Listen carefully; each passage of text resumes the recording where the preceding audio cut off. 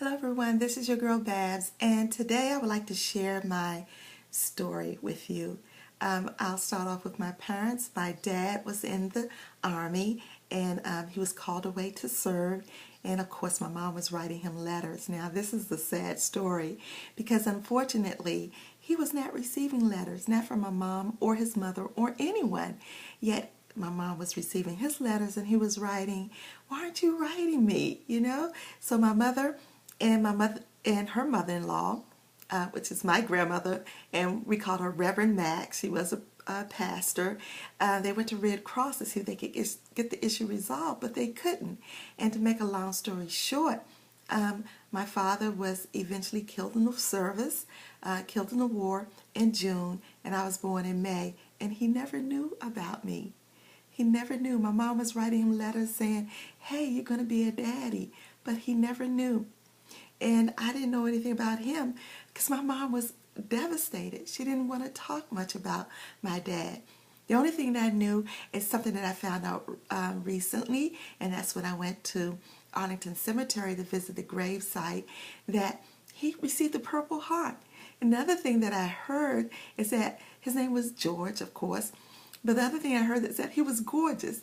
So they called him Gorgeous George. So he was gorgeously courageous, right?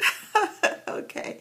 Well, that left my mom, with my father's death, that left my mom with two children to fend for. And I recall her working as a nurse and working in a sandwich shop. I recall sitting in the sandwich shop waiting for her to get off and smelling that food and hoping that we could get a sandwich or two. Now, we also lived in the hood. I'm not sure if we really, as a little kid, we didn't see it as being the hood. I mean, everyone had the same thing, and we didn't know we were lacking. On the weekdays, we had, spaghetti in the can or hot dogs and beans, but the hot dogs were sliced into the beans. We didn't have hot dog rolls. But on Sundays, oh my, if you ever saw soul food, that's how Sundays were.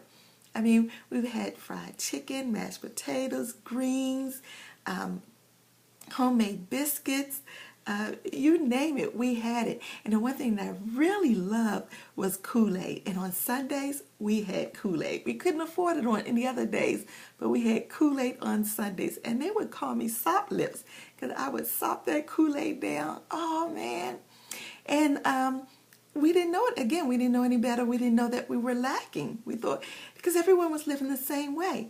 Until one day, my cousin invited me over to her house. And to me, it was like a trip to another world because I'd never been anywhere. And it was, of course, school was out. It was during the summer. And when I was over her house and it was dinner time, and I looked on the table, they had Kool-Aid. And it was a weekday. And then the next day for dinner, they had Kool-Aid again. And then the next day, they had Kool-Aid again. And I asked her, "Do you guys have Kool-Aid every day?" And they said yes. And I was like, wow, this is amazing. So when I went home, I said, when I grow up, I'm going to have Kool-Aid every single day. And so you see, you don't know that you're lacking until you step outside of the box, right? And then you see what others have, or you see what's out there. There's a whole world out there. And then you learn that there is something better, and that's what you strive for. Because as a kid, I made that declaration that when I grow up, I'm going to have Kool-Aid every single day. Of course, I don't have Kool-Aid every single day. I could if I wanted to, but of course I don't because it's not good for me. I was diagnosed with lupus some time ago. But I'm getting ahead of myself. I want to tell you that eventually, I went to college. I got married.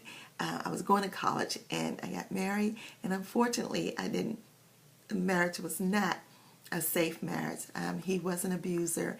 And I don't want to get into details about that, but it was horrific trying to get out of that situation. And when I finally did, I was diagnosed eventually with lupus. And it took them a while to diagnose that because my lung collapsed 3 times and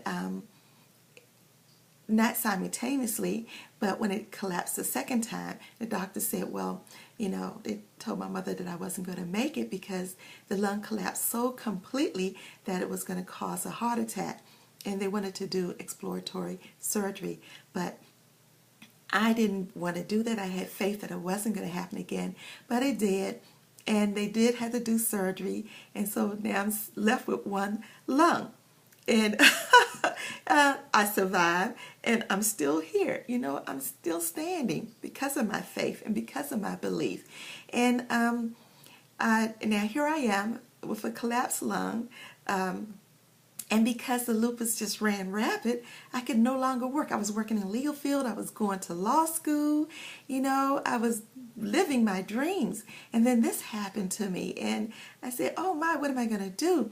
You know, trying to take care of 2 children, divorced, no income, no job, you know, wondering where my next paycheck is going to come from. So I want to say to you that network marketing saved my behind. You know, people talk about network marketing in the negative sense, but it saved my behind, you know. It was a little extra income that helped me get through and gave me something positive to look for in the mornings. Now, I also, I was in a lot of network marketing businesses, and a few failed, but some were pretty prosperous for me. And then when I ran into some mentors who were really willing to help me succeed, help my business grow, I just seemed to blossom, and so have my businesses. They blossom too. And so if you are like me, if you're in a situation where, you know, you're on disability, because I have lupus, I went on disability, and you know, the income is slashed in half, and the lifestyle that I was living, I'm struggling to try to maintain it. But with network marketing, the additional cash helped me to do that, to maintain my lifestyle. And if you're like that, if you're in a position where, you know, you have a disability and you need extra income, or like me, you know, your long-term disability isn't really long-term because eventually it's going to run out, you know. There's a certain age or time limit or long-term disability, and you're going to need this extra income. And so whether you can work 9 to 5, or whether you cannot work 9 to 5, or whether you're looking for to fire your boss, as they say, or you're looking for that extra income to pay a light bill, to pay your mortgage. You're in a situation where you're divorcing and you don't know what you're going to do and what you can look forward to. Then I tell you, there is something out there for you if you have faith. You got to look outside the box, as I did as a child when I found out that you could have Kool-Aid every day if you strive for that, you know. So you can strive for success. I tell you, click on the link below. I found something that's working for me. I'm excited about it. And just click on the link and let's chat. Let's chat how this will fit into your lifestyle. I'll talk to you later. Thank you for listening to my story. Bye-bye.